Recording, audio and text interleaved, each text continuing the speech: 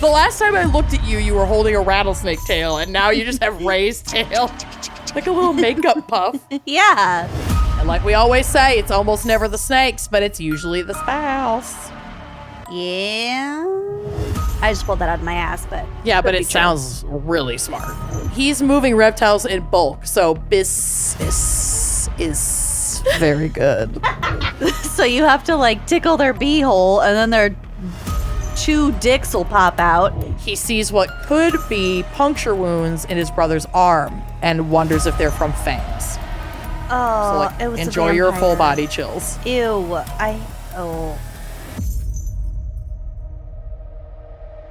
Viewer discretion is advised. All right, here we go. You are listening to Wine and Crime, the podcast where 2 friends chug wine, chat true crime, and unleash their worst Minnesota accent. Yes, we do, little beanie. And cuddle our kitties in the process. She keeps climbing in my lap, and I can't say no. Why would you? Why That's would I ever? abuse. Yeah, you're right. It would be abuse. It would be abuse. I'm Lucy. That other one's the abuser. Yep, I'm Amanda, the abuser, the cat abuser. And unpertaining to, and I know that's not a word, to anything that we are getting into right now, I have a little surprise for you. Oh my God. It's extremely stupid. Okay. But My favorite kind of surprise. Yes, if you will recall over the years of, did you get my joke? Moments. Did you hear my joke? Or hear my joke. We've often discussed how funny it would be if we had a cricket sound effect. And Stop. we recently switched to a new recording platform, and I uploaded one for you. So you can always go over to media if you feel like a joke didn't land or I didn't hear it, and give me one of these. Why is it going? God damn it. Oh my God. Should I try it? It's not going. Oh, that's embarrassing. Oh, there we go. Kind of amazing that whole bit fell flat. Yeah, it's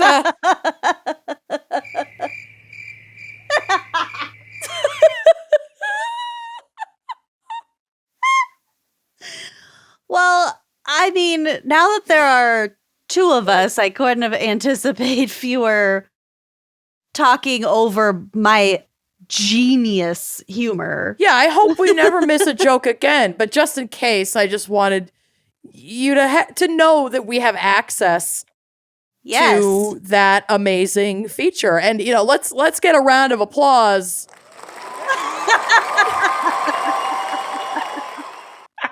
It's so loud. It's so fucking loud. John's gonna be so mad at me. I do have the volume all the way up on the sound effects. Oh no. Oops. Sorry, John. I can't even see the sound effects part. People chat. Oh, it's because I'm a guest and not a host. Yeah, I own this room, bitches. Damn it. No. Boo, boo. I have to upload boo for men. Boo. Yeah. Well, yeah. Men. I can work on that during your segment, but every time a man is mentioned, we'll boo. I'm gonna fire up a boo effect. But before we do, if you want to tell us what the topic is this week. Yes. It is I sound effects. Oh my God, that would be amazing. Sound effect crimes. Sound effect crimes. We've done some niche topics, but that's up there. Listen, one of you Looney Tunes who listens to the show could probably find an amazing case. You guys send us the most incredible cases. Yeah, They're love the wild. fanfics. Well, okay, so this week we have a very special fan pick by Peggy LaRoe. Ooh, Peggy. That sounds like a nom de plume. Mm. Peggy has chosen the topic of snake crimes. I'm obsessed. Snake. And I love snake. I got my snake bones to shake, and I also have another fun prize. Ooh. So I'll wait for my segment to show you what else I have. Great. So Amanda, the fuck is our wine crime pairing for snake crimes? Well, I did have to take my oxycodone today. So I'm not drinking. I'm drinking a sparkling water. But I do have a winery to shout out that was recommended by Peggy. But before I do, this is not the pairing, but it is fascinating. And I figured what better opportunity to learn a little bit about snake wine. Let's learn. And, you lived in China. Did you ever encounter snake wine?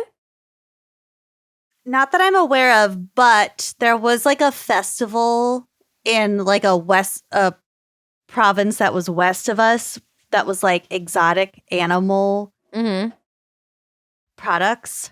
And I kind of wanted to go just as like a spectacle thing, but I knew it would be really upsetting. There was like tiger penises and shit like that. Sure. I mean, I'm sure there would have been snake wines there. Cultural practices like these are controversial across lots, of different cultures. And we as Westerners often have aversions to things like this. But I still found this fascinating. So I'm just going to read a little bit about it. Okay.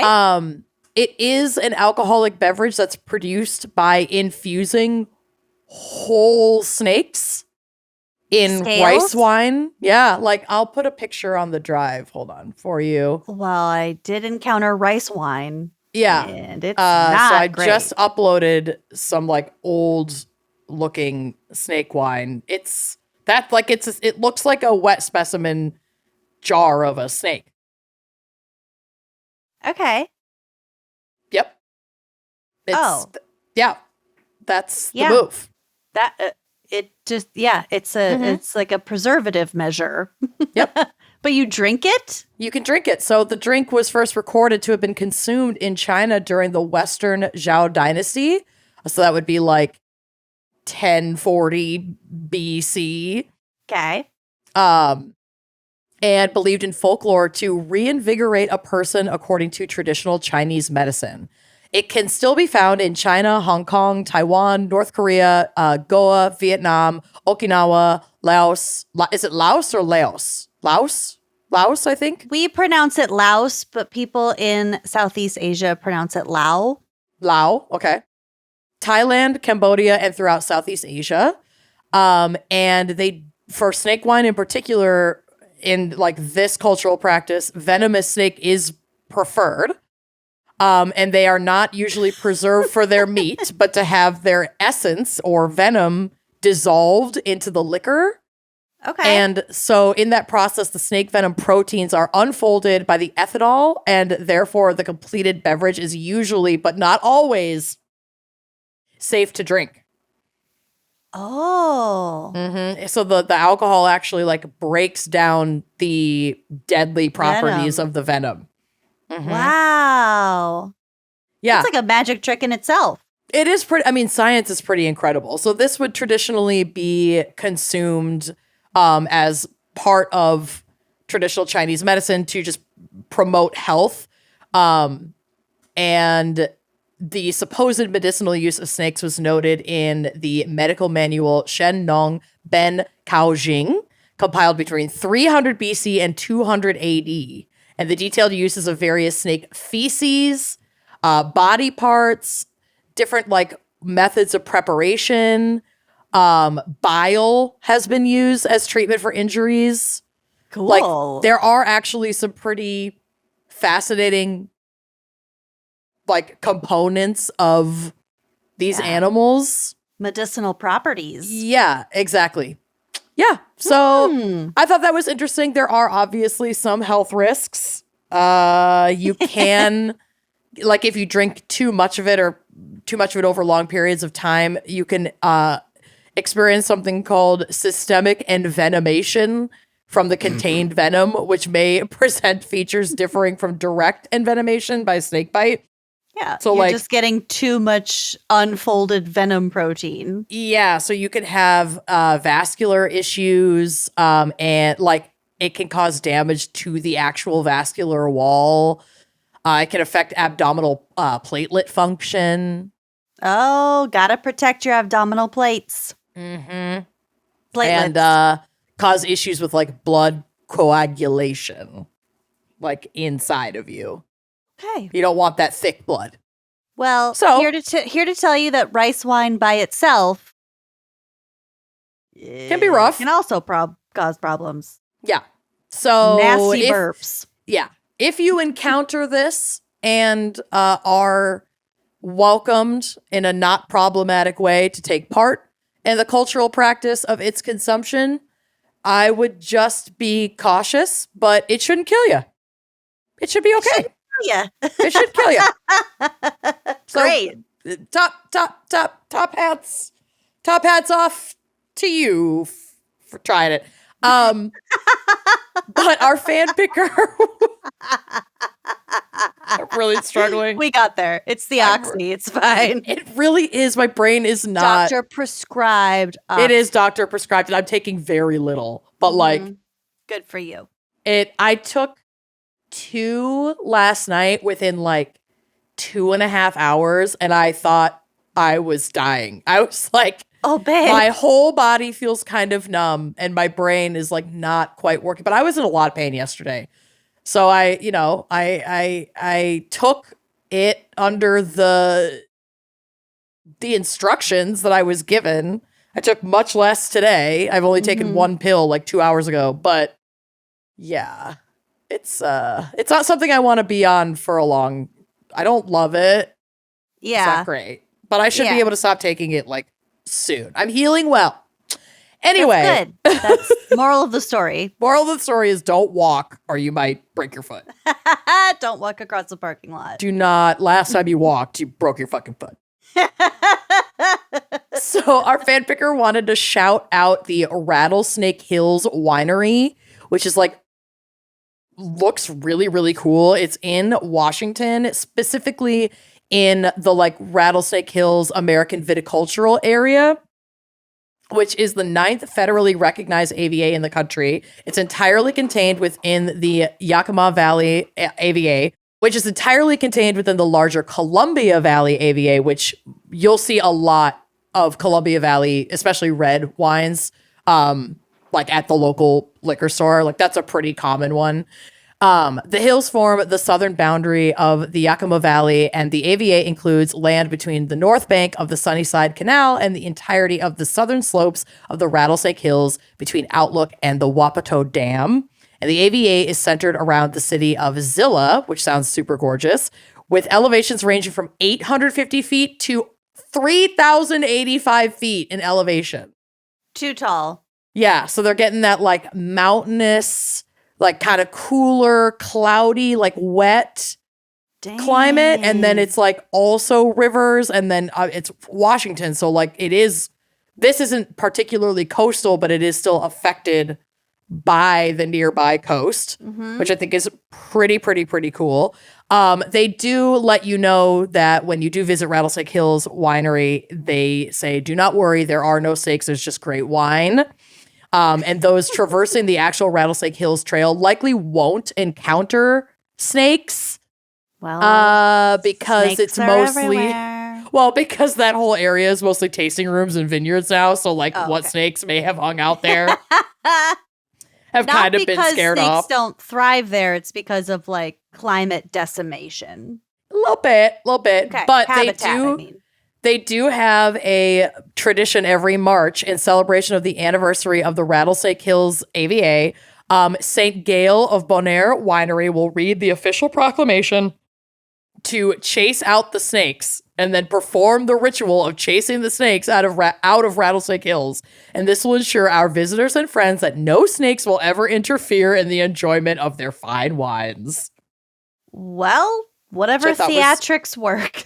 super cute. So this is like the Rattlesnake Hills wine trail encompasses a bunch of different amazing wineries. So you can get all kinds of wines along this whole area.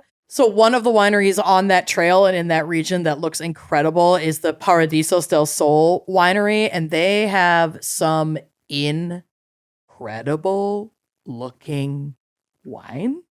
Okay. Their current selection includes kind of anything that you would be looking for. They have rosé, they have cabernet, they have Sangiovese, which yum.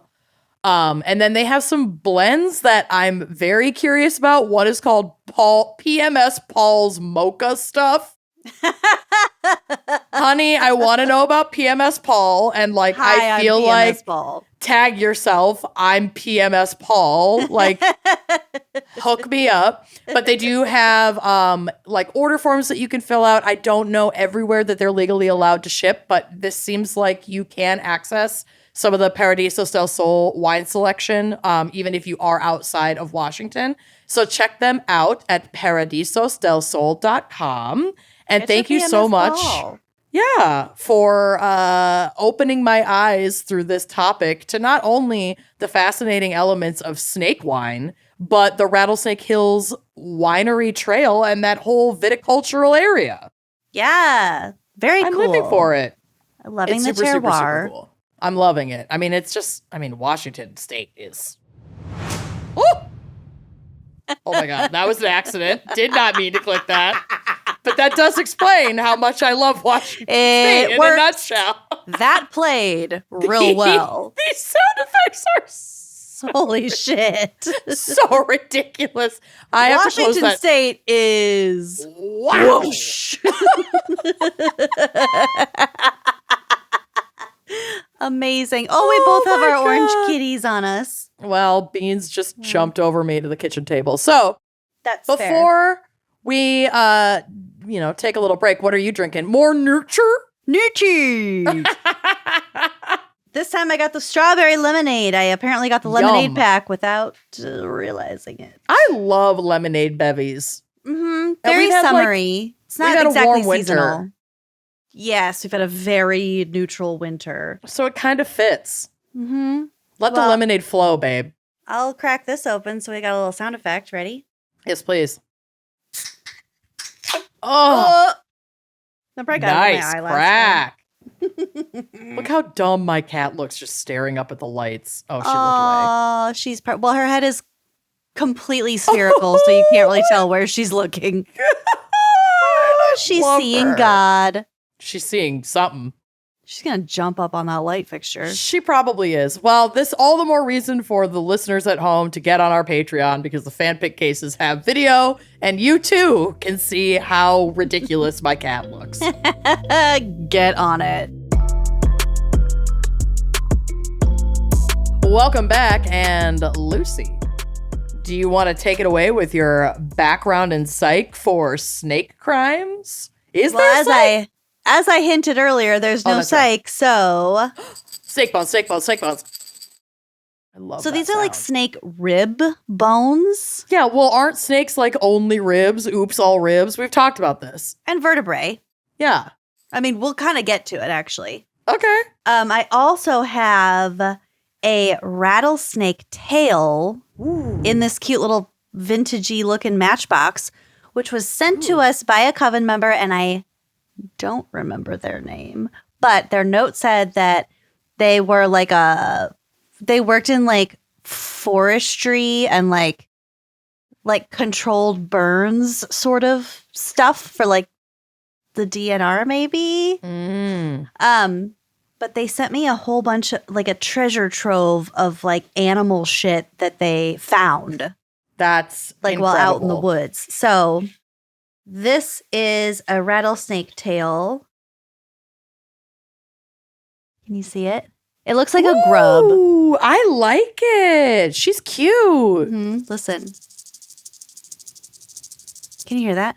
Yeah, and I have actually heard that sound before attached to a snake. Scary. In South Dakota, I was playing fucking frisbee golf, disc golf with an ex. Oh, Disgusting. And I lost my disc in some brush, and I went to get it and heard the rattling, and then I was like, guess what? Not worth it. I don't care about your fancy set of discs, because when I called them Frisbees, he got upset because that's a name brand like Kleenex. Why do I know exactly which X this is just because of that? It's Tony. Yes. Yeah. So Yeah. I made him fucking do it. I was like, you get your ass in there. If it means so much to you, I'm not getting rattled to death. Did he go get it? Yes. Lunatic. Oh, well, I mean. It was the beginning of the end. I should have known. Yeah. I was young. I was like 19. That was a long relationship. It was. But it's over. Yep. It is. Bye. And I kind of forget that you guys even dated because you're still great friends. We are. I forget all the time. All the time. And anytime I think back to it, I'm like, that was about 550 years ago. It was so long ago. It was so long ago. Sorry, I have the oxy yawn. No sense. No. Oh my God, raised tail. For you, the last time I looked at you, you were holding a rattlesnake tail, and now you just have raised tail. Like a little makeup puff. Yeah. It's too puffy. You're putting on your setting powder. Exactly. Well, that's a very cool little artifact that you have there. Very. So, listener, if you're out there, I'm so sorry that I can't remember your name off the top of my head. People send us a lot of weird shit. But your letter is in my oddities cabinet along with the oddities that you sent to me. So thank you very much. They are cute, fucking fascinating, and all ethically sourced. All right. So this first part is from my boyfriend, Encyclopedia Britannica. Quote, snakes, the suborder of which, or like the suborder of snakes is called Serpentes. Sir, your panties. Sir, your panties. Sir, panties. Oh, no. Sir. Sir, panties. Consists of more than 3,400 species of reptiles, and another figure I saw said over 3,700. That's a lot. But I'm going to go with my boyfriend's figure, 3,400. Yep. So over 3,400 species of reptiles distinguished by their limbless condition and greatly elongated body and tail. Classified with lizards in the order Squamata or squamates, and we'll kind of refer back to that, but snakes and lizards are squamates. Okay. Snakes represent a lizard that over the course of evolution has undergone structural reduction, simplification, and loss, as well as specialization. Loss, and does that mean that they used to have little legs and stuff, and then they just got more and more simplified over time? Yeah.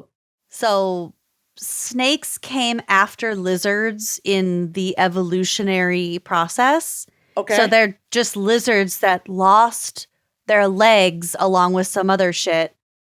Yeah. So it's not the other way around. Snakes came after. Weird.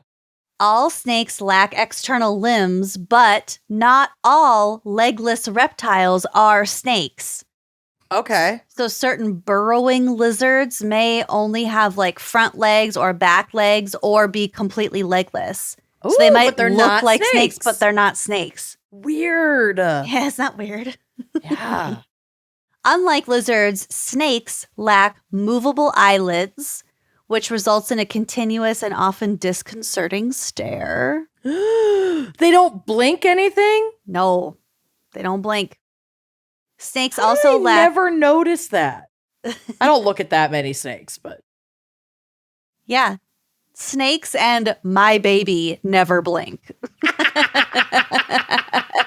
Oh no! Junie's a little part snake.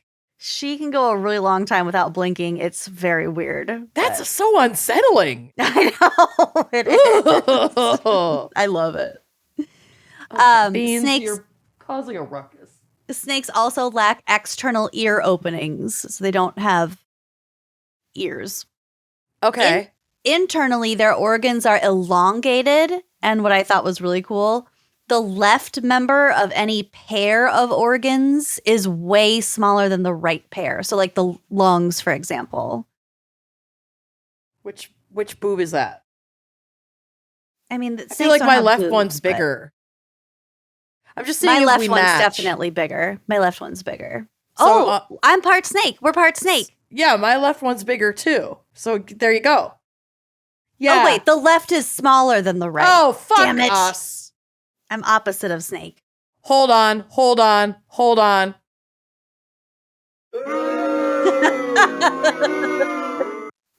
Okay, there we go. I keep forgetting that I have these now. Oh, no. So fucking dumb.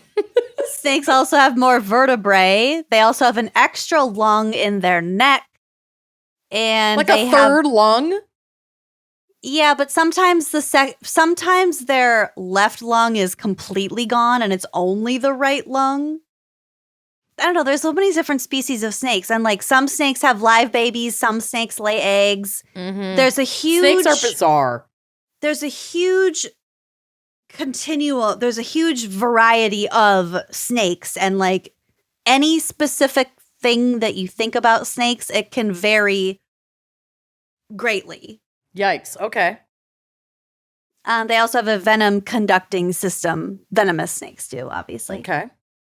Snakes are thought to, like I said, have evolved from terrestrial lizards as early as the Middle Jurassic epoch, which was between 174.1 million years to 163.5 million years ago. So roughly 170 million years ago. Mm-hmm.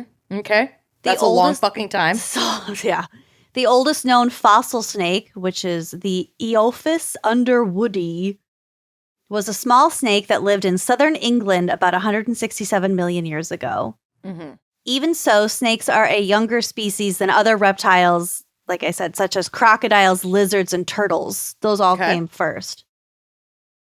And snake bones, I think, are less likely to fossilize because they're very brittle and fragile. Sure. As we shake them in a glass jar, but whatever.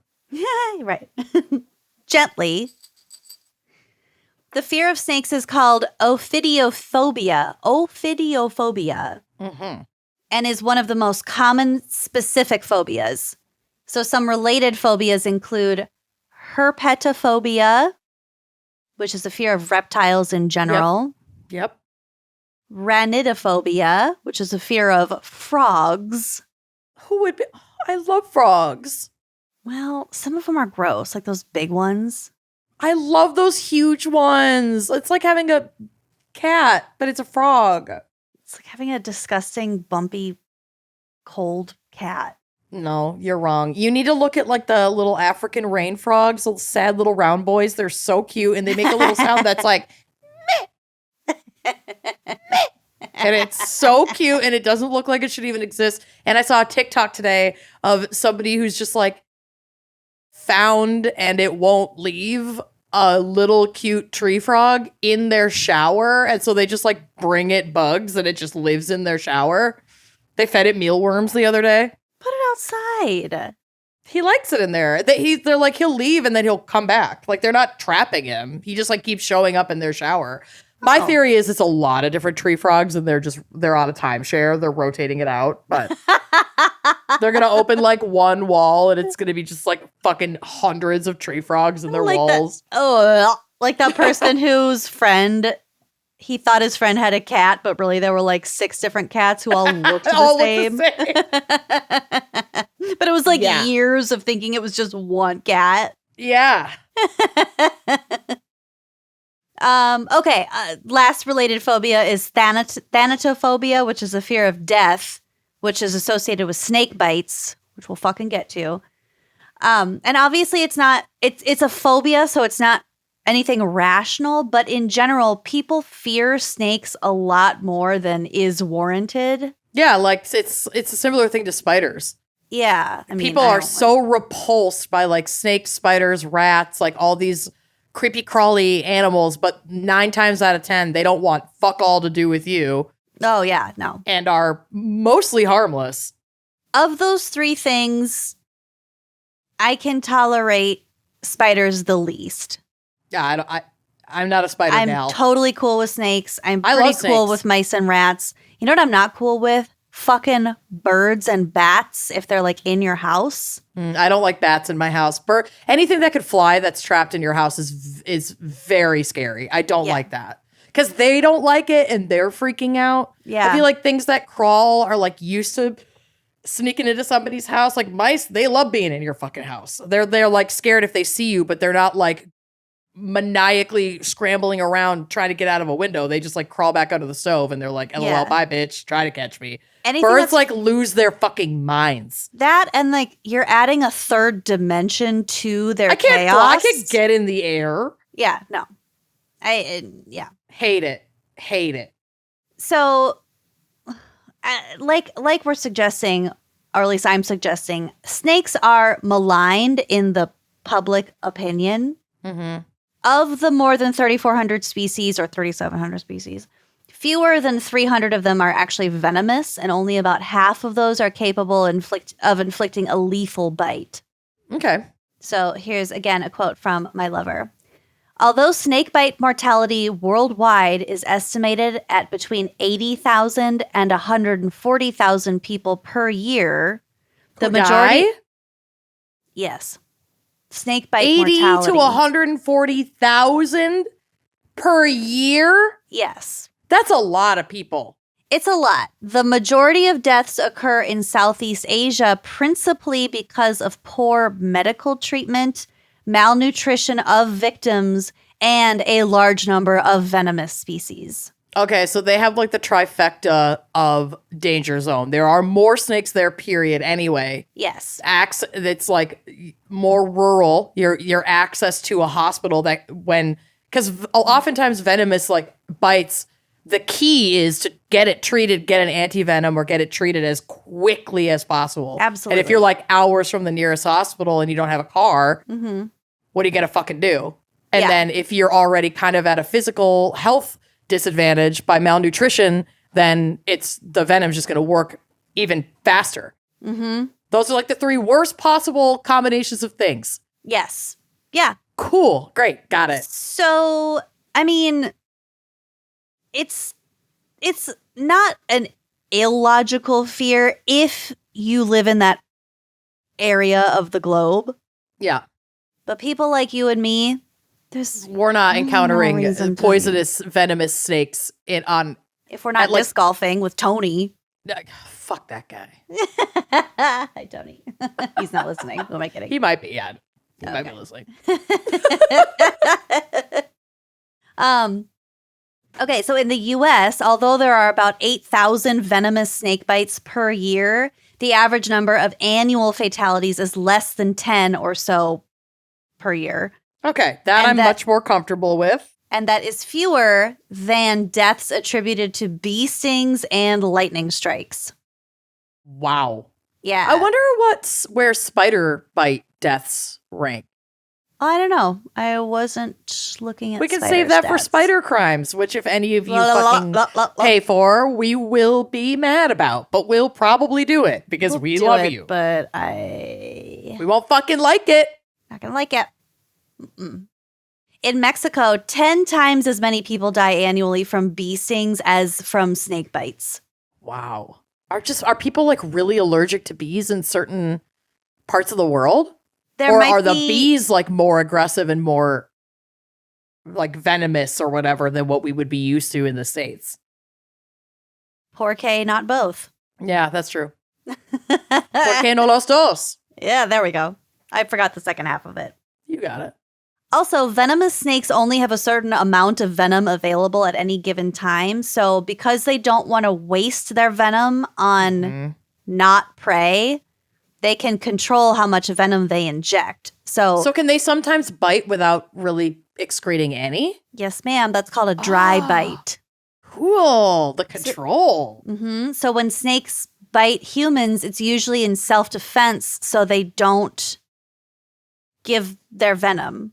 Because they're like, I'm not going to be able to eat you. You're too big. I just don't want you to fuck with me, but I'm not going to waste my venom on you. Like, I want to scare you. I want you to get away from me. I'm going to bite you, but it is not my intention to incapacitate and kill you. Yeah, because what would be the fucking point? They can't eat you. Exactly. So a dry bite occurs about 40% of the time. So roughly half. You're still risking getting venom. Oh, yeah. There's always going to be a risk, but it's just like less likely. 40% of the time it's still there too is much. no venom. Yeah. Well, 60% of the time there is no venom. There is no venom. 60%. Sorry, no. 40% of the time there is no venom. 60% So 60% of the time there is. I don't like those odds. No. Either way that falls, I don't like that. It's not great. Statistically, the vast majority of snake bites occur while either handling the snakes in captivity or fucking with wild snakes. Yeah. Don't fuck with wild snakes. Like, it shouldn't be that hard. There's a difference between stumbling upon a snake in the wild and, like, respectfully leaving it the fuck alone. And, like, the videos I've seen of people, like, taking a stick and fucking with a wild snake. Yeah. Trying to pick it up, trying to kill it. What are you doing? Leave it the fuck alone. Don't fuck with them. Even black mambas, which I learned they're called black mambas because the inside of their mouth is black. Cool. The snake itself isn't. It's like brown or gray. Yeah. Yeah. So even black mambas and king cobras that have a bad reputation will only aggress under certain circumstances, such as if they feel cornered or if you get too close to them during mating season. They're here to fuck. They are here to fuck, and if they can't fuck, they're gonna fuck you up. Yeah. Fucking and fighting. Venomous snakes are often called poisonous, but technically, etymologically speaking, that is inaccurate. The word poisonous only applies to organisms that unload their toxins when another organism eats them. Oh, okay. So it's venom if it's a bite, it's poison if it's ingested. Yes. Essentially. Yes. But you can still ingest venom, but then its intention isn't to be ingested. Its intention is to be injected. Yep, you got it, girl. Okay, cool. So very few snakes are actually poisonous. And ironically, if you think about like a safe snake, just in first like a little gardener snake. The garter snake is technically poisonous because it eats poisonous prey. Oh, so the poison that it ingests, it makes itself therefore poisonous if ingested. Yes. Weird. Isn't that funny? Yeah, we used to like find those in our. I know that they're called garter snakes, but as kids we always called them gardener snakes because we'd always find them in the garden. Yes. And we'd like they're like really cute. We'd pick them up and play with them. Yeah. I had no idea they were poisonous. Not that I care. I'm not like eating snakes out of the yard, but a snake that will bite you and harm you in that way is venomous, not poisonous. But if you were to eat a garter snake, that would be that would make you sick. Some amount of toxins in what you're eating. Weird. Isn't that? That's so weird. I mean, because that is literally like when you think of the most harmless snake. Yeah. Everyone's going to say garter snake. Everyone's going to say that. It's like, just kidding, bitch. She poisonous. She is poisonous. Fuck. Nearly 100,000 ball pythons and 30,000 boa constrictors are imported annually into the United States, like as pets. Yeah, those fuckers.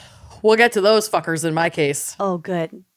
So the removal of such enormous numbers of these snakes from the wild threatens the survival of these species, and many snake populations are in decline as a result of capture and also habitat destruction. Yeah.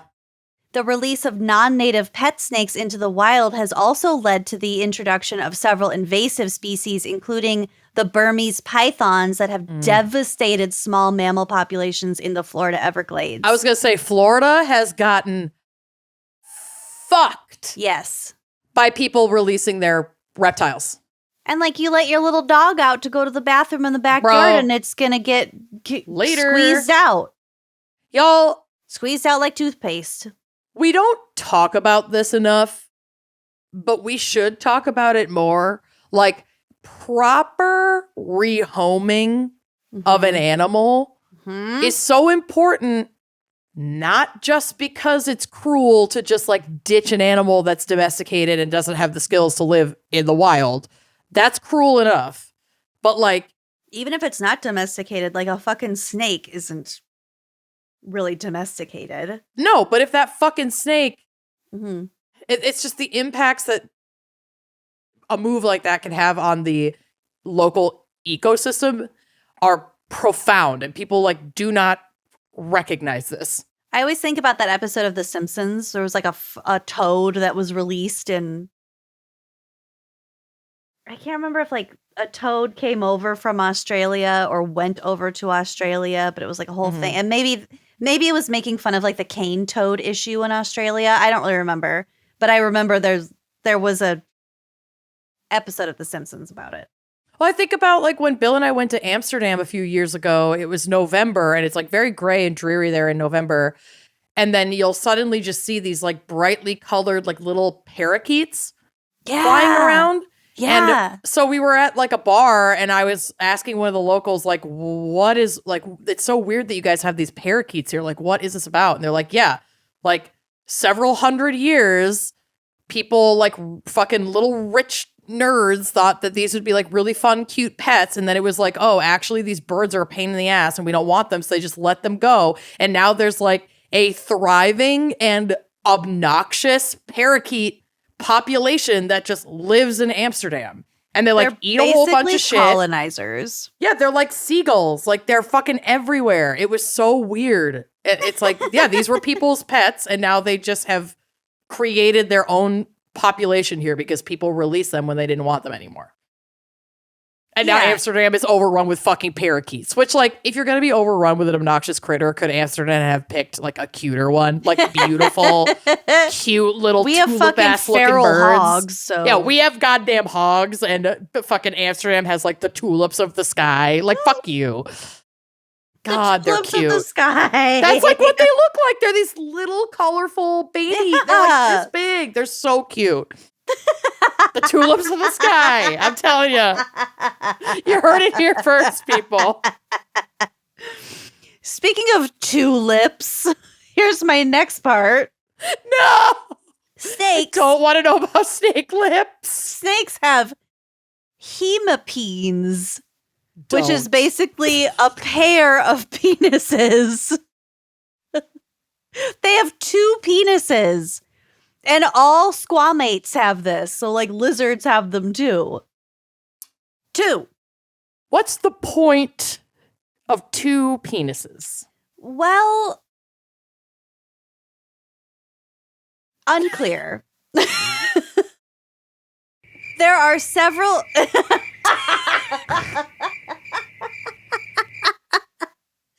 There are several theories. And they're kind of... The crickets are so silly. I love... Well...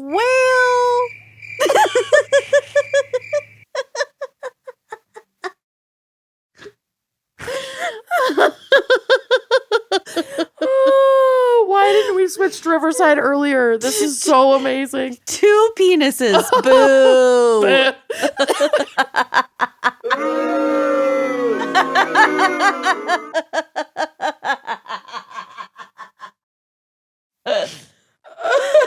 Okay. Hemipenes. Back to the hemipenes. No. It's not clear why. Great.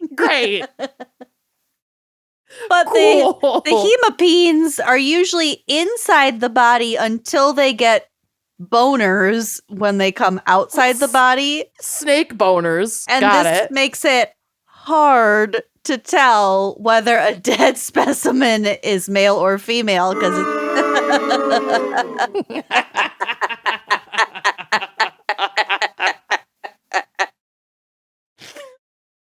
you have to, like, if you wanted, if a person was trying to get the hemipenes to come out, you like stimulate their cloaca, it's like their asshole, and then the so hemipenes do they have come out. like do they have a cloaca basically? Yeah, they've got a butthole. Yeah, so you have to like tickle their beehole, and then their two dicks will pop out, and that's how you know if it's a male or a female. I have never in my life pondered snake dicks, and now I don't think I'll ever think of anything else ever again in my life. There's a photo on the drive, which will be on the blog, of a rattlesnake dick. You'll know it when you see it. Jesus. Okay. I see it. It looks like a little succulent. It's so spiny. Yeah. So hemipenes come in lots of different shapes depending on the species, and they often have different ornamentation, such as spikes. Well, again, this looks like a growth.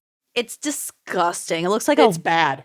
It looks like a wart. I thought mammal dicks were gross enough. Human mammal dicks, not cute, but like that. So you know how like some mammals, like possums or something, have split dicks? Sure. They're related. Great. The variety of penises in the animal kingdom is, I'm not going to say fascinating because I don't really want to know any more about it than I have to, but it's intense. Okay. Also, female squamata have hemiclitorises. Log. Yeah, so it's not just the boys having all the fun. They got hemiclits. Okay. Too. Go off, squamata. Split clit. Great. Ow. Ouch. Didn't love that. But I'm cool. Hemiclit. Great. Yes. Split clit. No, thank you. Well, that's kind of what it is, you know. It's okay. Whatever. Okay. Moving on from that because we have got to. Okay. Great. Even though Satan is depicted as a snake in the story of the Garden of Eden, serpent worship is one of the earliest forms of veneration. So like, you know, worship dating back to 10,000 BCE. Cool. Many superstitions and mythologies about snakes stem from their physical peculiarities, such as their ability to shed their skin, which is associated with immortality. So when you were talking about snake wine, I was thinking about this. Oh, like all this mythology about snakes and all these health, you know, things. Yeah, that could easily have been one of the like claimed benefits. Just like overall, I mean, what I was reading about was that it's like general wellness, which really does come down to elongating one's life. Yeah. Well, I got more too. Okay. Also, I told you they don't have eyelids; they don't blink, so their ever open eyes represent omniscience, ever presence. Omniscience? Yes, I don't know why I couldn't. Omniscience. Omniscience. Their propensity for sudden appearance and disappearance allies snakes with magic and ghosts. Portals. And a phallic resemblance embodies procreative powers, fertility, and the ability to kill with a single bite engenders fear of any snake-like creature. So, yeah, lots of cultures throughout the world and throughout history have incorporated snakes for these worship and more reasons. Cool. There are about 70 species of snakes that live entirely underwater. I was going to ask about that. Did you see anything in your research when you were talking about like the evolution of snakes? Did they originate as land dwellers or maybe both? Or did they start in the water? It's my understanding that they started on land. Okay. Like as lizards. Then they lost their limbs, and then some evolved, became sea snakes. Okay, to be aquatic. Because they're not as evolved any further than their land counterparts. They look exactly the same. Okay, but sea snakes have like a little bit of a flatter tail, so it's like a paddle. Yeah, for swimming. They can be found in the Indian and Pacific Oceans. But they also, if you were to put them on land, they can't. There's like one species that's like a little bit could do land and water, but most of them are fully adapted to aquatic life. They cannot move on land. So they can't be on land because they can't move on land? Can they also not breathe on land? Like, do they have gills? I didn't get that far. Or some other apparatus to evolve, allowing them to breathe water, essentially get oxygen from water. Do sea snakes have gills? Oh, no, they have to go to the surface to fill their lungs with air. Like an air sac. Okay. Yeah. So they're, kind of like dolphins do, or whales. Lots of aquatic animals have to do that. I actually read something about how polar bears are technically not classified as bears. They're classified as an aquatic animal. They're more like a seal. What? And they spend the majority of their lives in the water. Oh, weird. Yeah, isn't that cool? I learned recently that if you eat the liver of a polar bear, you would definitely die because they have too much vitamin A in their livers. You would get like vitamin A poisoning. Yeah. Are you caught up on season 4 of True Detective? Yes. I need to know what the fuck is up with that bear. Yo. Something's going on. Something's going on. I feel like it's going to lead me into a wardrobe where there's a lion and a witch. But then the stuffed animal, Jodie Foster's son's teddy bear. Oh my God, I polar didn't bear, think about that. I think it was also missing an eye. Stop. I think so. Okay, well, I'm going to rewatch that as soon as we finish this recording. Yeah. Okay, I just saying. Yeah. Focus. I'm sorry. We just talked about polar bears and I had to go there. Sea snakes, they can also absorb oxygen through their skin. It's not just like through their nose. Mouth. Yeah. Cool. So you might already know that snakes smell with their tongues due to the Jacobson's organ located on the roof of their mouths that interprets scent molecules. We'll get to the cats, babe. Their split tongue also helps out with this, allowing them to use multiple receptors to pick up different amounts of chemical cues. Okay. So, as stated, cats have this Jacobson's organ too. Cats also hiss, which scientists think is deliberately to mimic snakes. Oh, that's cool. They also have vertical pupils because they are predators that are like low to the ground, and having vertical pupils helps with like depth. It helps the eyesight of animals that are low to the ground. So you're telling me that cats are just fur snakes is really what you're telling me.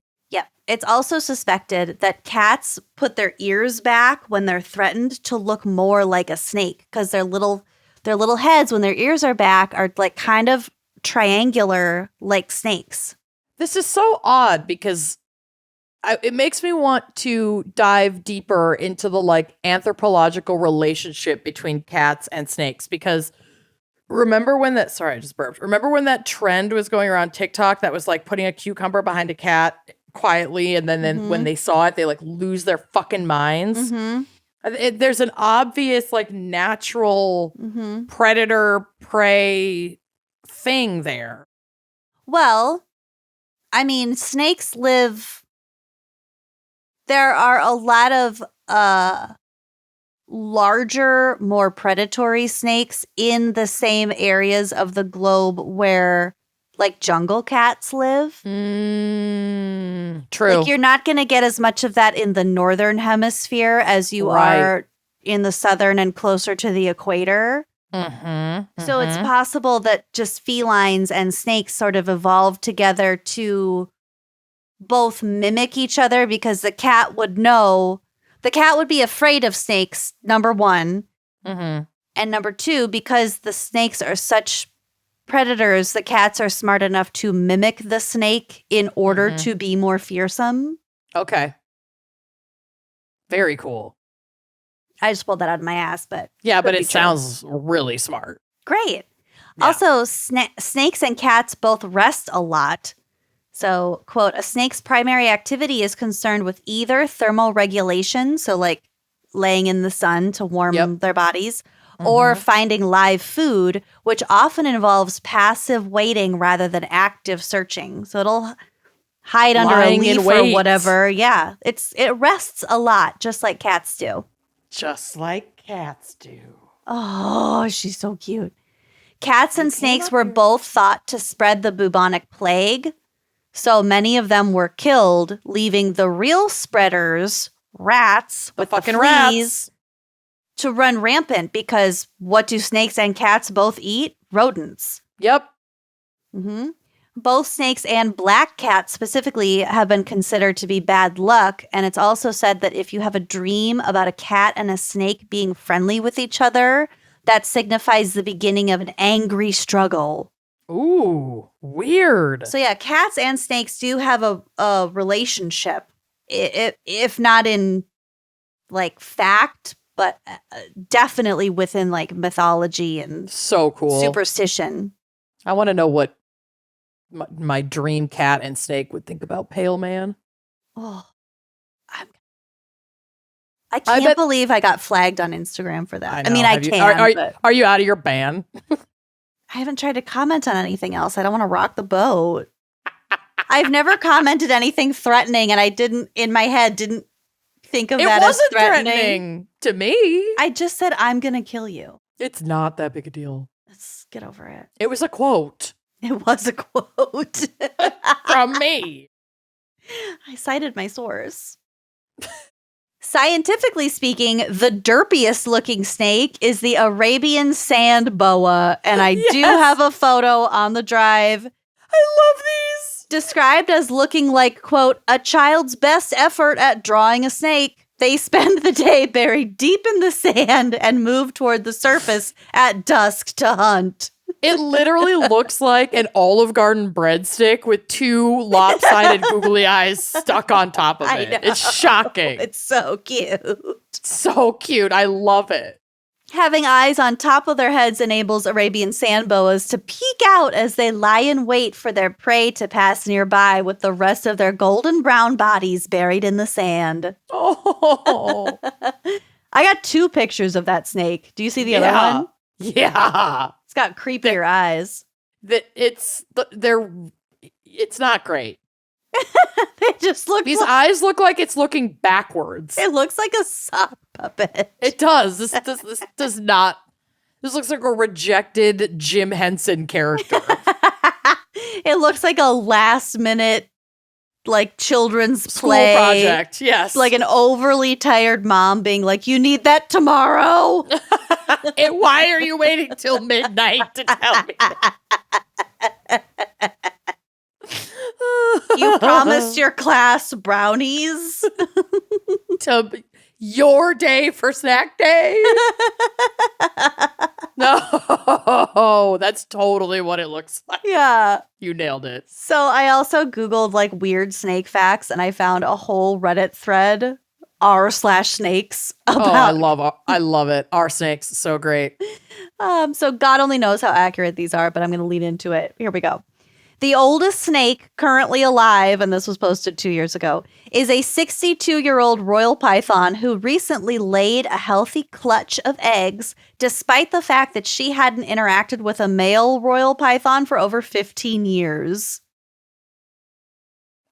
There's no way to prove it. I'm believing it wholeheartedly. A mom at 62, an unfertilized mom. It's a virgin birth. That incredible. Who am I to judge? I did absolutely no backup research on that. We're just going with it. There is a species of snake called a Barbados thread snake that are so small that if you remove the graphite from a pencil, they could slither in through the hole. That's how tiny they are. They're like little worms. Okay. Snakes hatch out of their egg using an egg tooth, which is a tiny temporary tooth on the tip of their snout.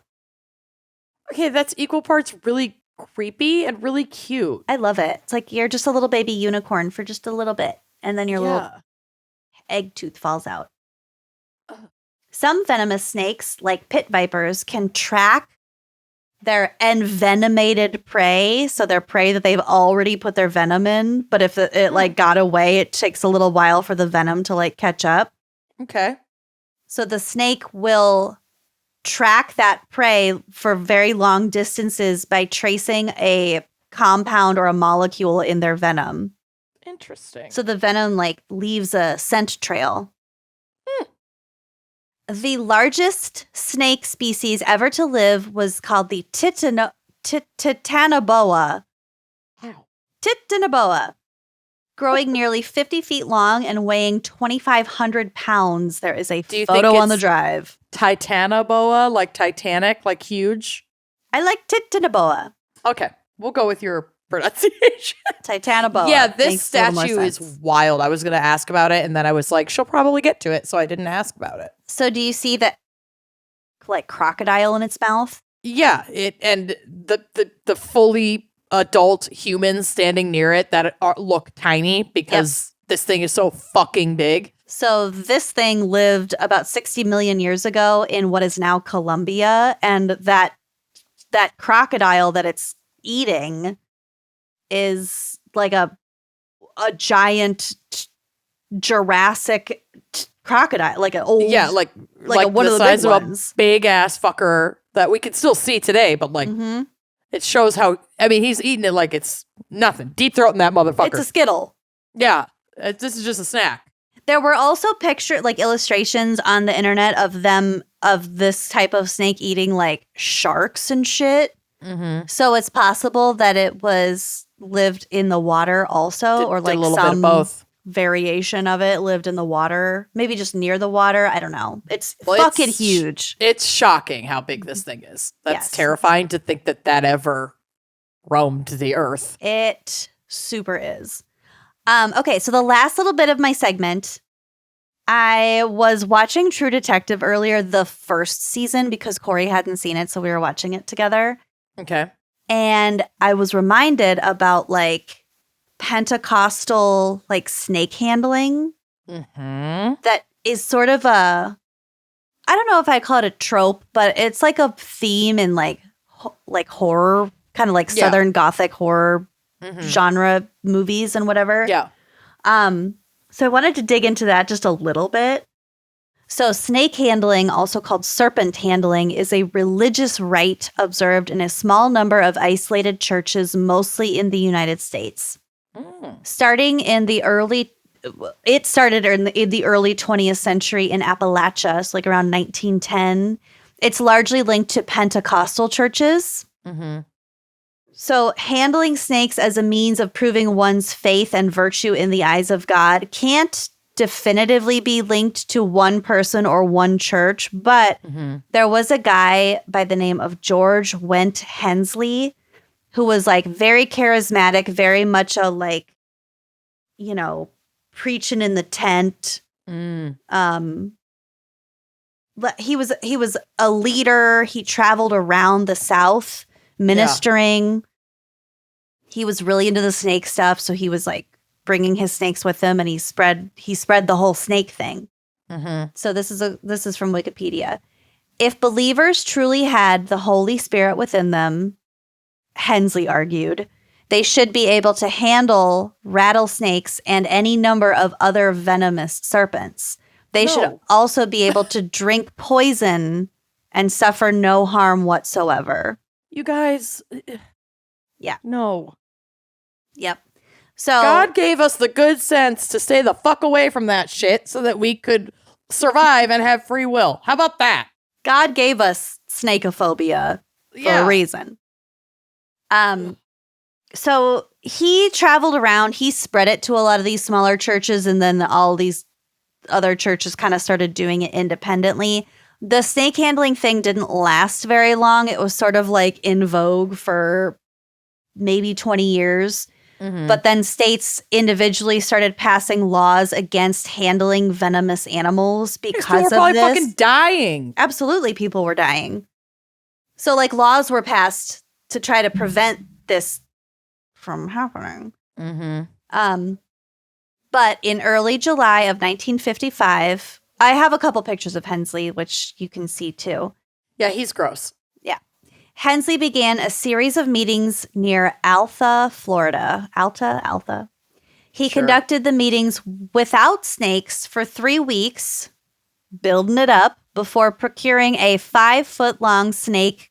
Didn't see what species it was. Mm-hmm. I don't know if rattlesnakes get to be 5 feet long, but it sounds like he was using mostly rattlesnakes, probably for the drama of the sound. The sound, yeah. Mm-hmm. Okay, so he procured a 5-foot-long snake and brought it to a Sunday afternoon service on July 24th. Several dozen people gathered at an abandoned blacksmith shop for the observance. During the service, Hensley loudly delivered a sermon on the topic of faith. He removed the snake from the lard can in which it was stored, wrapped it around his neck, and rubbed it on his face. He was antagonizing the snake big time. I mean, I do that with Beans, but Well, that's Beans She doesn't loves it. have fangs Yes, she or does. a system of venom delivery.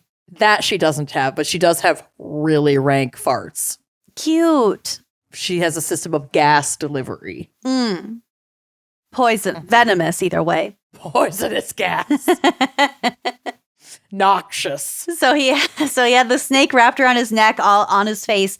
He walked around the audience while preaching and then returned the snake to the lard can. As he was placing the snake into the can, it bit him on his wrist. Yeah, and he fucking deserved it.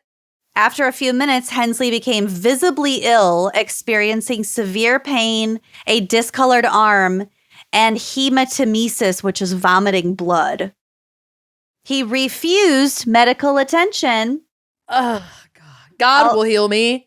Although he remained in pain and was urged to seek treatment by both congregants and the Calhoun County Sheriff, so someone must have called the cops. One eyewitness claimed that Hensley attributed his suffering to the congregation's lack of faith. You did this. You. Yeah, it's your fault. Although his wife Sally stated that she believed it was the will of God. Hensley died early the next morning. Bye. And Calhoun County Judge Hannah Gaskin ruled his death a suicide. Yeah, correct. Yeah. What a douche. I mean, he was going around with the snake bit for decades. Yeah, he fucking asked for it. Mm-hmm. Great. Yeah. Cool. Fuck that guy. So that's a little bit about like Pentecostal and other like Christian denominations, serpent handling. That's not the direction that my case goes, but that is fascinating stuff. Good. I hope you learned a lot about snakes and I really did. Twin dicks and all sorts of shit. And twin clits. Yes. Yeah. Well, great. Let's take. Are you ready for my case? It's a roller coaster. I love a good roller coaster. Just kidding. I hate roller coasters in real life. I do too, but the proverbial roller coaster I'm fine with. Yes. I love snacks. Okay, so this is like the best. You're Did a you snacks know? fiend. Snacks fiend. Snacks addict. I am such a snacks. I am a snacks addict. Did you know that some snacks can be sold for tens of thousands of dollars depending on their like Rarity mutation or breeding? Yeah. I mean, I guess. I don't know. I It's a didn't- free economy, so I didn't know that, but now that I do, I'm considering cashing in on this snack business snacks and like snack world, snacks world, snacks work. sex worker. Although maybe I should think twice because after diving into this case, it all seems pretty murdery. But like Amanda's Anaconda Attic does have an amazing ring to it. AAA. Yeah. So this is the story of the messy life and death of Ben Renick, aka the Missouri Snake King. A lovely crown. All Bens are trash. Just kidding. All- Hi, Ben. Yeah, Love Ben. No, we love you, Ben. This is a lovely crown befitting of a lovely man. Ben really was a good dude, and he was dealt a shit hand. He was an anomaly among Bens. Mm-hmm. Yeah. the first nice Ben, including your sister's fiance, that I've ever met. Oh shit, I forgot about that, Ben. We know a lot of Bens, and they are very lovely. I We know only know exactly a handful two of crummy Bens. Bens. No, I know at least 3 Bens. Okay. Anyway, you're giving me the Bens. Ben was a well-known snake breeder. I mean, obviously, he was the fucking king. Mm-hmm. Famous for his anacondas, reticulated pythons, and ball python morphs, which are really cool in name, but they don't change shape. It just means they have cool pattern mutations and colors. Kind of boring, but whatever. What does reticulated mean? I'm going to Google it. But reticulated definition on its own, I've heard that in medical it means like jargon. Patterned. Oh, okay. So if you picture like snakeskin boots, that would be an example of a reticulated python skin. It's like cool. There's a pattern to it. Okay. Great. So Ben's obsession with snakes began in the yard of his family's 70-acre farm. And this is Missouri, so we just sort of imagine you go outside to play in the grass and just 10 million snakes burst out of the ground like you're opening one of those prank cans. Is that what you'd imagine? I don't know a whole lot about Missouri, but I assume that's what it was like, and so it's only natural. Like, what else are you going to do but hang out with snakes when you're living on a 70-acre farm in Missouri? You know, what else is going to happen? I've only ever driven through Missouri. I haven't spent time in Missouri, but I can't say that I saw more handguns than snakes in Missouri. Well, from the car, yeah. More Confederate flags than snakes. But yeah, don't love that. Yeah. So Ben grows up loving snakes, and he turns this hobby into a very lucrative business. He establishes Renick's Reptiles in 2010, and at its peak has, here's me shuddering at the mere volume of snakes, because even if you love snakes, this is too many fucking snakes. 3,000 reptiles in his like personal, business collection. But this is like he kept them on their 70-acre property. No, like in a building. He had over 3,000 reptiles. I honestly don't know how much an acre is, so I can't conceptualize how much 70 acres is, but I feel like 3,000 reptiles would fill it. The footprint of my entire like yard is barely even like a quarter of an acre. Okay. So like multiply my entire lot by 4, that's 1 acre-ish. And so then it's a lot of acres. 70, it's a lot of land. 70,000. And also depending on the reptile, is it a thread snake or is it a fucking titanuba or whatever we said? No, this is like his Tituba. This is like his breeding business where he has like the articulated pythons and anacondas and shit. He has a lot of small stuff, but he also has a lot of big fuckers. Right. So it's a lot of snakes. And this is like the same amount of snakes as that scene in Indiana Jones with all the snakes. That's just like his house. Never seen Indiana Jones. The Indiana Jones and like Star Wars, same category to me. I just have no desire. I'm not into it. I can't with you. So the rarest of these snakes can go for about 20 grand.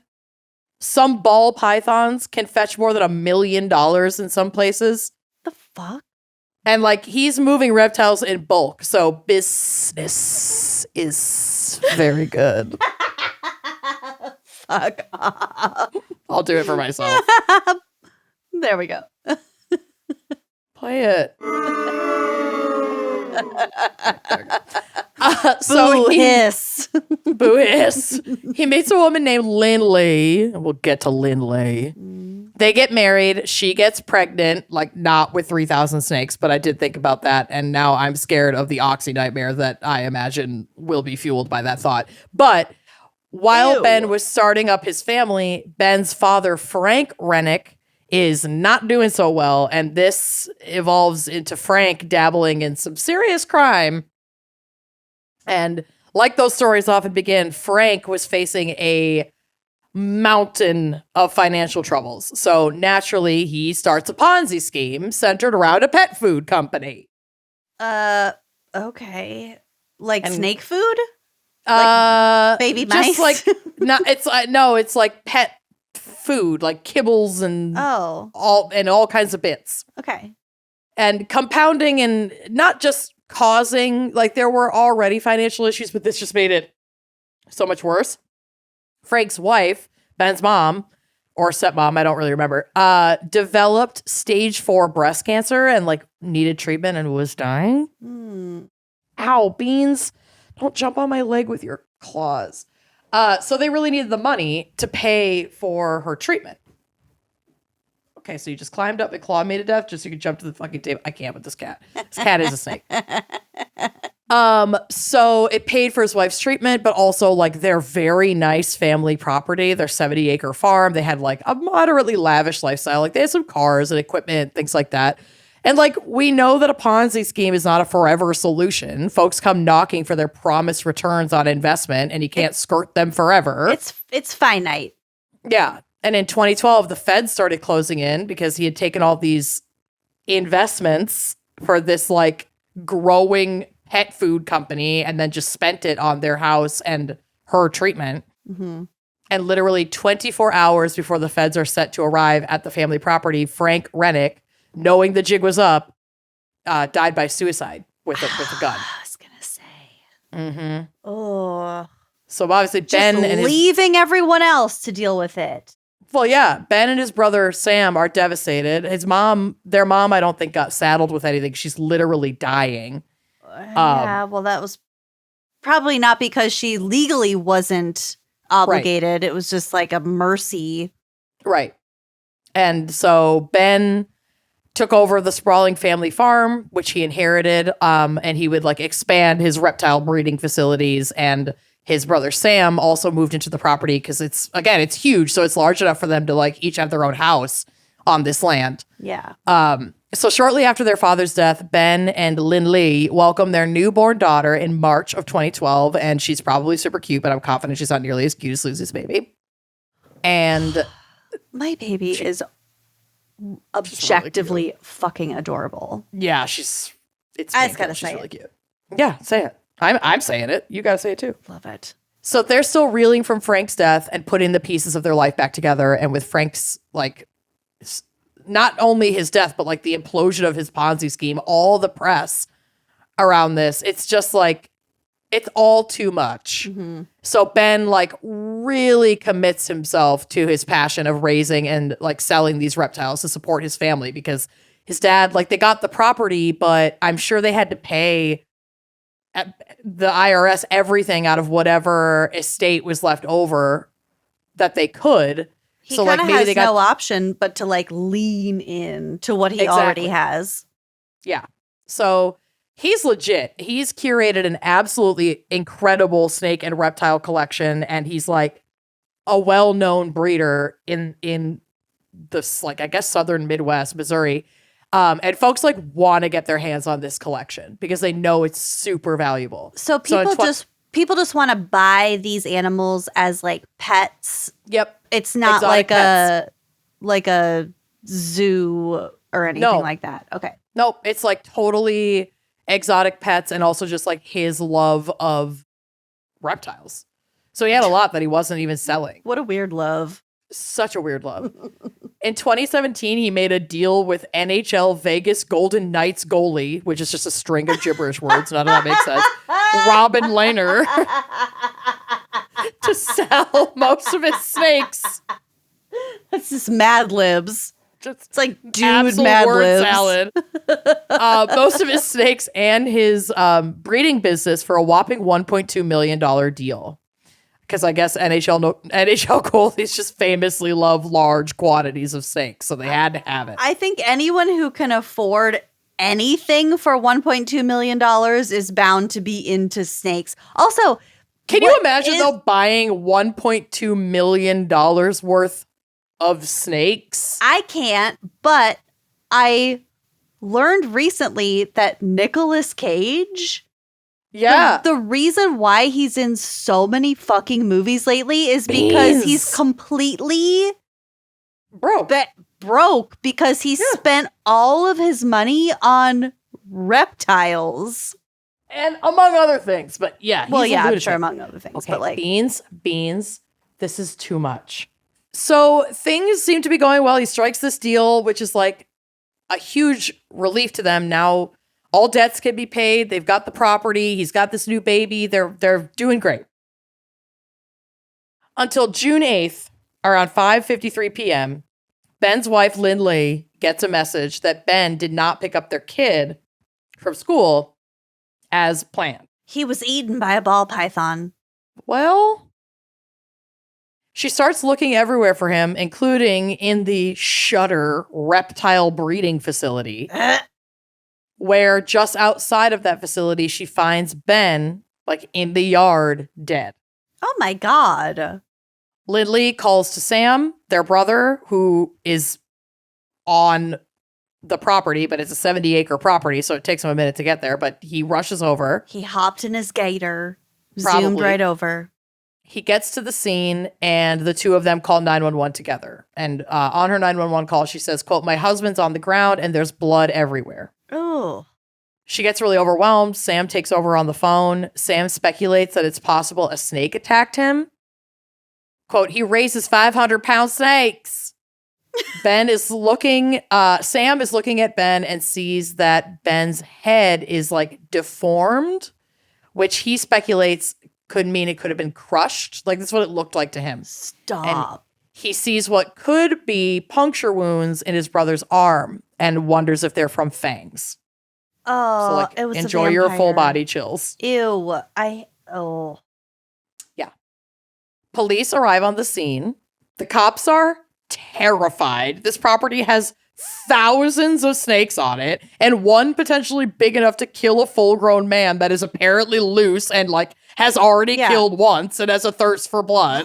One is an actual murderer. Yep. So this is obviously, like, terrifying, but I also could not help but giggle at imagining a bunch of squeamish cops looking all over the farm for a giant man-eating snake. Like, this sounds like a fucking clown show. And body cam audio captured a police officer screaming, "I don't care if it's a 5-inch long snake. If something tries to bite me, I'm gonna light its ass up." I'm gonna tase that fucker. It's going down. I'm gonna light its ass up. Yeah. So these cops are standing around like itchy trigger fingers looking for those giant screaming snakes from Anaconda to come like bursting out of the Missouri grass at them. But as they're like so gross. Yeah. But as they're like kicking around looking for maybe a fucking snake, they instead find bullet casings. Oh. And as we know, different kind of snake. Snakes are not great at using guns. No fingers. Yep. So we pretty quickly stopped thinking it was a snake. Wow.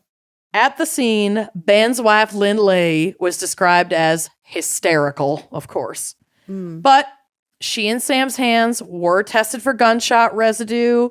They gave testimony, like they gave statements. The residue tests were negative. People were like, she's just freaking out. It's her husband. In a one-on-one interview with a detective, Lynn Lee did make a startling claim, saying that Sam might have had a motive to kill his brother. Oh. Sam, shocked at the accusation, complied entirely with investigators. He said, quote, "I provided them, everything I had. My cell phone, the shirt off my back, my alibi as to where I was when the murder happened. I gave a polygraph." Like he did it all. Mm-hmm. Regardless of the lack of residue and her finger pointing at Sam, Lynn Lee was looking more and more like a suspect, like a snake in the grass. Oh. And like we always say, it's almost never the snakes, but it's usually the spouse. Yeah. Lynn Lee, which I classify as a tragedy name because it's Lynlee, like McKenna Tinsley May, Lynn Lee. Oh, it's one word? Yeah. Lynn Lee. Tragedy, Tragedeigh, tragedy.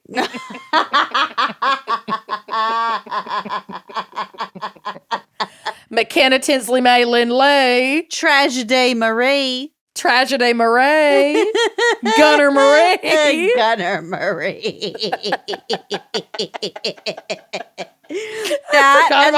that and the paintbrush will forever be my favorite Coven confessions. Listen, I know that everyone's going around saying that I'm collecting your hair and making it into a paintbrush, but just so you know, it's not true. I'm not doing that. Holy shit, I forgot about the paintbrush. Gunnar Marie, no. Gunnar Marie puking in the back because she farted so bad. Holy shit, I can't wait for the next gag. All right. So Lynn Lay had once worked as a massage therapist, and her husband, being supportive and lovely, had really stepped up to support her in the opening of her own spot, which she called Essentia Spa. Oh, and this was not nearly what? Essentia. Oh. Tell him Essentia Spa. Who sent you? I sent you. Tell him Lynn Lee Essentia. But this was not nearly as surefire an operation as, I guess, swarms of snakes, because the business was hemorrhaging money. Oh, no. Tension had started to develop because his business was doing super well, and like he had even sold most of his collection for more than $1 million, while her business is actively losing money. She's losing clients. And there were allegations that she started to get paranoid that with Ben's big payout, he would leave her and take the kids, which there's no evidence to corroborate that he had any intention of leaving his wife and taking their children. Like, yeah. That's so on paper, that was just paranoia. Yep. Weird, jealousy. Just her almost. own delulu. Mm-hmm. Mm-hmm. Sorry. Just checking my pump. Okay. Facebook arguments, which, like, yikes, it doesn't get much more Missouri boomer than a Facebook argument. The most reliable and source water holding arguments of them all. Yeah. Showed that Ben discovered her business, Lindley's business, was not only losing money, but that she owed employees a lot of money in back wages, and that she had been lying about paying them. And I guess they only communicated on Facebook Messenger, which I know a handful of people who do this. John, I'm looking at you, not our editor. Yes. They used it as their preferred communication platform over texting. The husband and wife and wife. Yes. What the fuck? I know. Well, they did have 70 acres. Said they made love. So his last message to her read, quote, "No more lying, no more keeping things from me, no more not paying people and thinking it's okay to pay later." Which to me sounds like we gotta figure this out. Yeah. You're my wife. I'm fucking holding you accountable. We gotta get this under control. Yeah. You can't just not be paying your employees. This doesn't come off to me as threatening in any way, or even that angry. This seems just normal after finding out something like this. Yeah, it also kind of it doesn't necessarily seem like it's pointing fingers at her. Mm-mm. It's like, this needs to stop. We are going to fix it. I mean, he didn't say we, but no, but I think that to me seems like the no more keeping things from me. You can't not tell me this stuff that's pertinent to our family. Mm-hmm. We got to figure this out is what that sounds like to me. It doesn't seem accusatory. No, or threatening in any way. Mm-hmm. So what Ben didn't know is that at the time all of this was going down, Lynn Lee was involved in 2 affairs. One with a man that she had hired to do marketing. 2. Who I know, has who has the fucking time? Seriously, with all these snakes to feed? Seriously. One with a guy she'd hired to do marketing for her spa, who clearly wasn't doing that great a job if they're hemorrhaging money. And one with a man named Brandon Blackwell, who she had met on Ashley Madison. And we will get back to Brandon later, but she was cheating on him. Is Ashley Madison a social site? So Ashley Madison, is it for people who want to have affairs? Yes, is specifically a discreet website for people who want to have affairs or be the mistress, mister.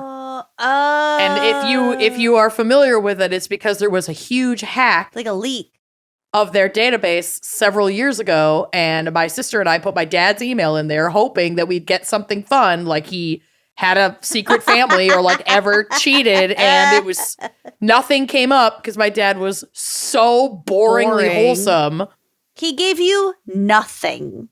Nothing. Nothing. Absolutely nothing to work with. No scandal. Like, okay. truly robbed. Anyway, whatever. All of this tracks now that I know that. That's how you heard of it. Yeah. Because I've talked about that before. Mm-hmm.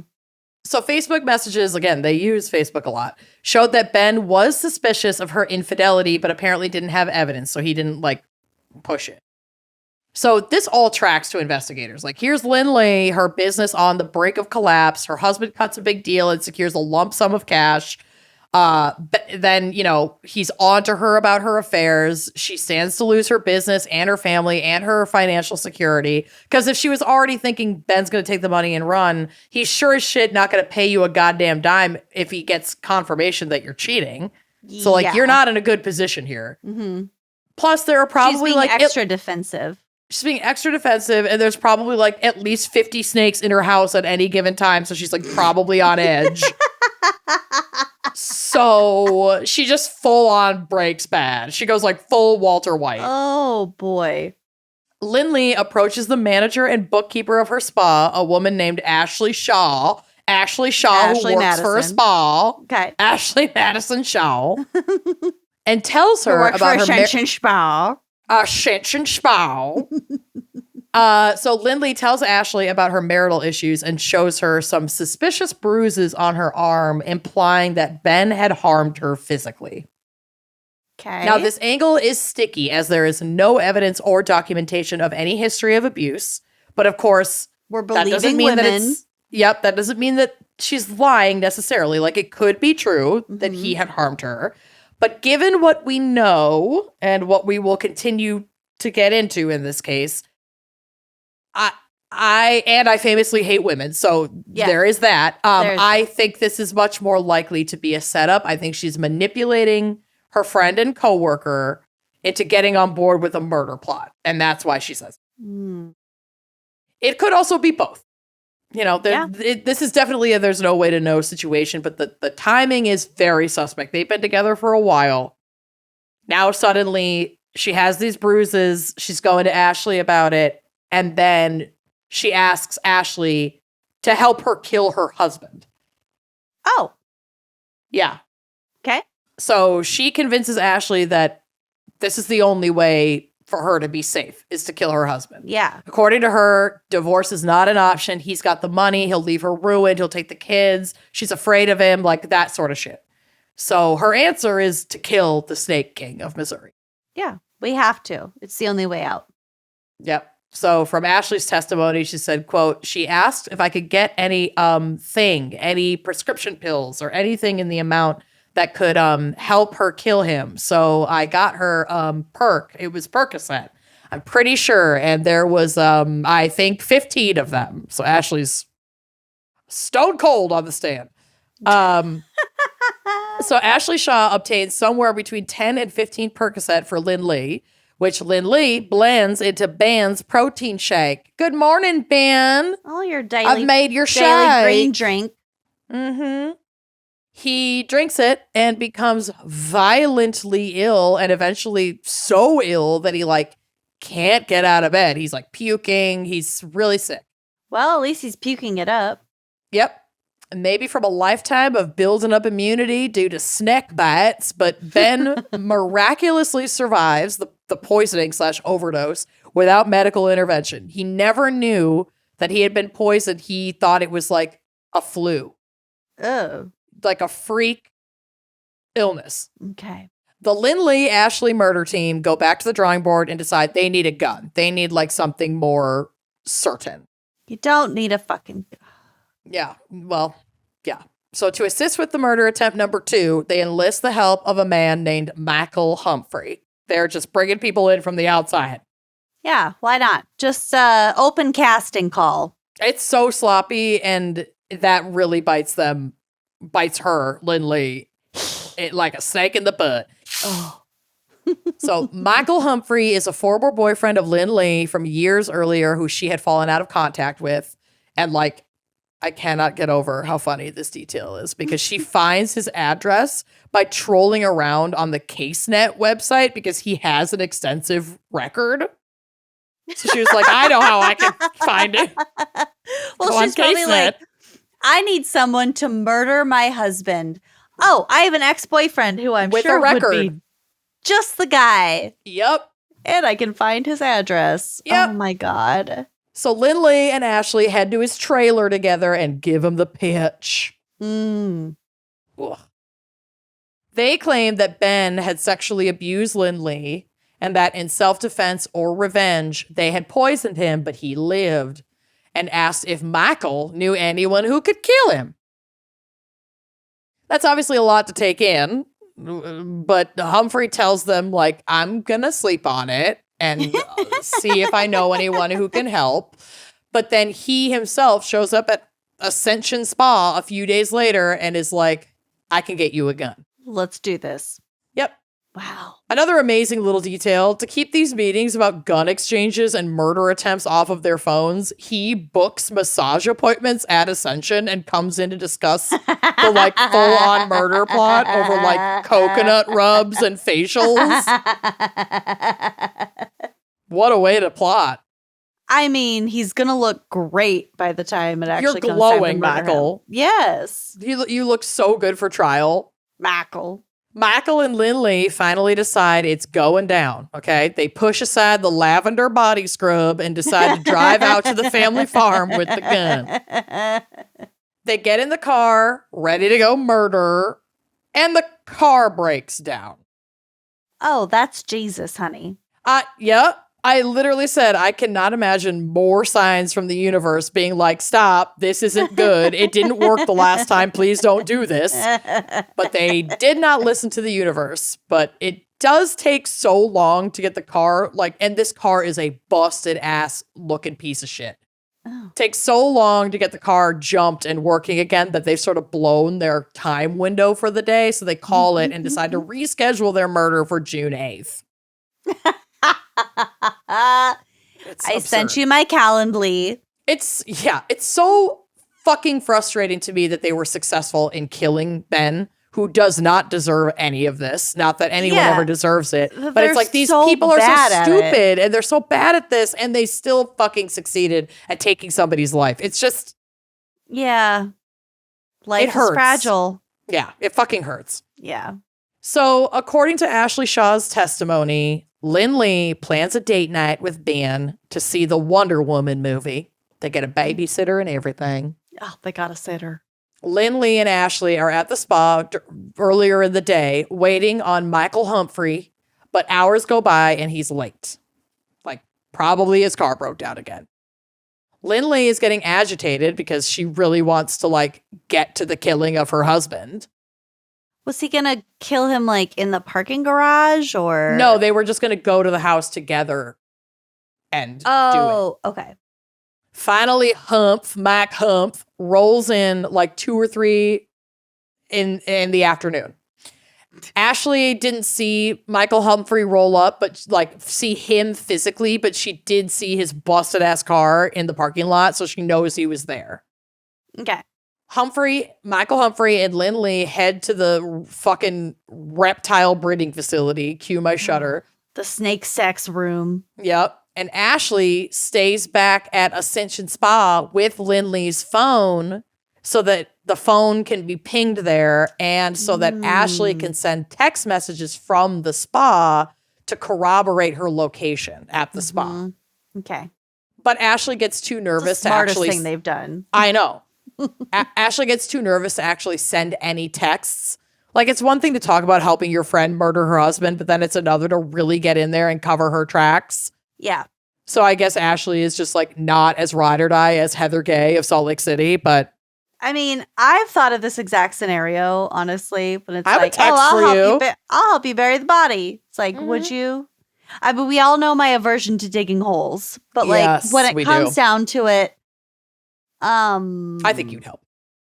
I think I would have to definitely take some of my Xanax before I did, because the nerves, babe. Yeah, that's fair. Yeah. So Lindley and Michael arrive at the farm, and one of them, we're not sure who, shot Ben 8 times. Oh, hence 8. His deformed head. He'd probably just been shot so many times in the body and face that his head looked crushed. Oh, stop. That is morbid. Yeah, is that horrifying? Whoa. Yep. His head just exploded, kind of. It's unclear who pulled the trigger. Both pointed fingers at the other at trial, though Ashley would testify that initially Lynn Lee said Michael did it, but later changed her story and admitted that she did it. Saying, quote, "Oh no, once we got there, I was fine to do it. So he handed me the gun and I did it." And it's possible that she washed up before calling police so that she wouldn't have residue on her or blood, hence passing the forensic test. Yeah, he better have washed up. I mean, yeah, she may have easily washed up before even alerting Sam. Yeah. You know, not implausible. And it's also not implausible that Sam wouldn't have heard anything in his own house doing God knows what, 70 acres away. Absolutely. You know? So the police, going through her phone, ask her about her involvement with Michael. She says his mother was a client and that he was an old boyfriend. And so they had been in touch through his mom coming into the spa. But Michael's version is different because these dum-dums can think to maybe shower after murdering someone, but like not to get their fucking stories straight. Oh my God. And he claimed that they reconnected because she came to have a car stereo installed. And the investigators Quite are like specific. Yeah, the investigators are like, that's not what she said. Like, what really happened? And he immediately admits to being present at the farm. Like, he rolls over so fast. My God. Also, I just realized Lynn Lee reminds me of Laura Lee from Vanderpump Rules. Mm-hmm. The one that Jax fucks in the bathroom. Correct. 100%. Like in my head, that's what she looks like. And probably has... Actually, if you look at her on the drive, which will be on the blog, they're not dissimilar. They do actually look alike. Don't strike me as the smartest people in the room either. No, but like look at the Lynn Lee photo with her little lip ring. It does look like her. Like she actually does look like Laura Lee from tiny VPR. Little mouth. Yeah. Dude, she looks just like a blonde version of Laura Lee. Yeah, it's actually kind of creepy now that you bring that up. Oh! You're going to have to put some Laura Lee pics on the drive for people to do a comparison. On it. Fucking on it. So under the pressure, all of her accomplices turn on her immediately. Michael Humphrey's version of events at trial goes like this. Quote, "I came with her to confront him and be backup for her breaking up with him. But before I could do anything, she had a gun in her hand and he fled as she opened fire on him. Michael also led the police to the murder weapon. Lynn Lee's version is, I walked up right behind Michael and then Michael turned around and I saw a gun in his hands and I screamed and I ran." Like she was trying to claim that Michael did it to get back together with her or something. At trial, Lynn Lee's extensive use of Ashley Madison, the website, surfaced, and she was painted as a very online killer, which is like a super boomery sentiment. It just means like you looked up everything online and you left a massive trail. But to her credit, she did find herself one of her accomplices online because, if we remember from earlier, this is where we get back to Brandon Blackwell. Oh, right. And if you're wondering who that is, he's Lynn Lee's boyfriend of several months prior to Ben's death, who she found on Ashley Madison to cheat on Ben with.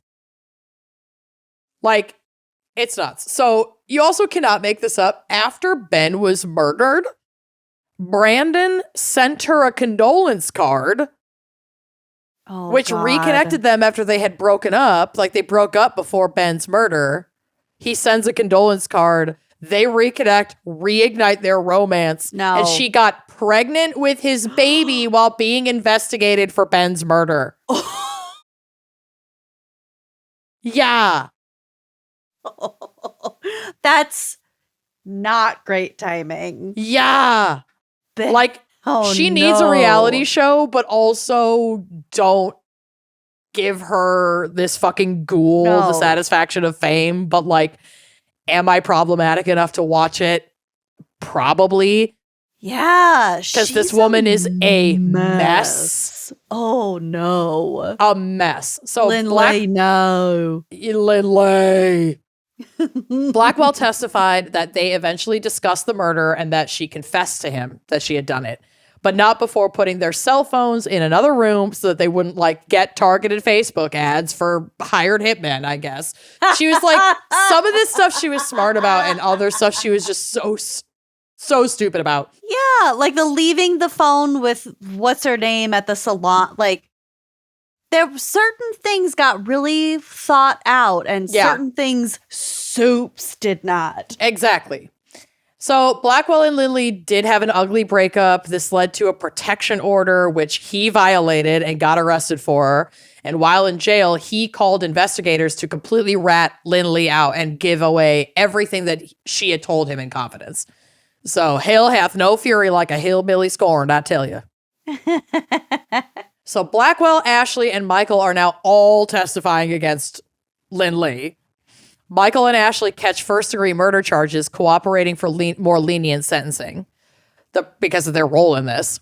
The prosecution's story of a serial cheater who was afraid of getting caught, of losing the money, deep in debt, wanting to collect on his $1 million life insurance, which she would have gotten, keep the kids and the cash from snake sales.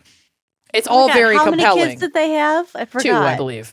Now she's pregnant with a third on the stand, I guess. Yeah. So that's a sympathetic client, I guess, from the lawyer's perspective, but this is maybe not if it's from your lover. No. No, while you're on trial for your husband's murder. Woo! Okay, take that. So it's obviously a very compelling, prosecution case, and the fucking jury agreed, and she was found guilty and was sentenced to 16 years in prison. It will be eligible for parole by 2035. And people were frustrated about how short that sentence was, but given the fact that they couldn't confirm that she had pulled the trigger, this was like kind of the maximum under Missouri law that she could be sentenced, because they only got first degree murder, but it wasn't like capital murder. I don't know what it was, but it's like first degree murder in her case with like stipulations. Or no, Michael and Ashley got first degree. Lindley got something else. I'm trying to remember what she was charged with. But they couldn't figure out if Michael and Ashley got first degree murder and Lindley got less. That doesn't sound right. I know Michael did. Why would Ashley get it? I think, Michael and Lindley. Okay. There's too many fucking Lees. Michael and Lindley get first degree murder charges. Okay. Okay. But she's saying that Michael pulled the trigger. She's also pregnant. And like people, I think the jury just couldn't confirm that she had done it. I think the jury knew that she had or felt confident that she had masterminded all of this, but not confident that she actually murdered him, like with her hand, her trigger finger, her gun. Yeah, that's like the line. Yep. And so she got pretty lenient sentencing. Michael did end up pleading down to second degree murder in exchange for his testimony and for taking them to the murder weapon, but he still got life in prison because I think the understanding was that they believed he had shot Ben. But he will also eventually be eligible for parole, so he could get out as well. Jesus. Ashley Shaw was given immunity in exchange for her testimony. Some felt that this was too generous, given that she plotted with Lindley twice and was involved in a poisoning. Like she got the Percocet for Lindley. Yeah. And lied to the police for the years that this investigation took, but she inevitably rolled over and kind of gave them everything they wanted, and she was pivotal to putting Michael and Lindley away. So she got immunity. Yeah, I'm not trying to excuse her behavior, but if she was sort of roped into this in the first place thinking that it was a abusive situation. Right, she was manipulated for sure. Yeah. And I don't think anyone in this scenario is all too smart. Yeah. I don't think Lindley is recruiting CIA agents for this shit. Definitely not. Hard not. So at the end of the day, it's a tragedy because Ben Renick was very beloved. He was super important among the reptile community. His work in reptile breeding left a lasting impact, and a new breed of snake with a rare white mutation was named the Renick Ghost in his honor. And I think there's a picture of the Ooh. Renick Ghost. Oh, is that the him? drive. Oh, I'm looking at pictures of him. Oh, this is a beautiful snake. Oh my God. Michael Humphrey is. Yeah, he's nasty. Horrifying. He looks a little bit like Blol Bleeper. Yeah. His fate. Well, It's the ears. His cheeks are sunken in enough, but then they're accentuated by his facial hair, which is like a goatee. Carefully cropped to further accentuate the caved in cheekbones. Or the caved in cheeks. Yep. Honey. Yeah, and Ben was so cute. I know. He was just such a little sweetie cutie pie, little baby face. Loved his snakes. Over the Laura Lee comparison. I know, it's really scary. Like, corporate wants you to find the difference between these two pictures. It's freaking me out. Oh, anyway, that is a gorgeous snake. Yeah, isn't it beautiful? Yeah. Well, if you got to go out, you might as well go out having a beautiful snake named after you. Exactly. So that is my case. Damn. Good job. Roller coaster, right? Definite roller coaster. And who would have thought that snake crimes would have such fertile. So fertile. Fertile fodder. Fertile fodder for snakes. Thank you to Peggy LaRoe for your fan pick. This was a good one. And thank you to all who are listening. And we will see you next week. We will. We love you. Bye-bye. Love you. Bye.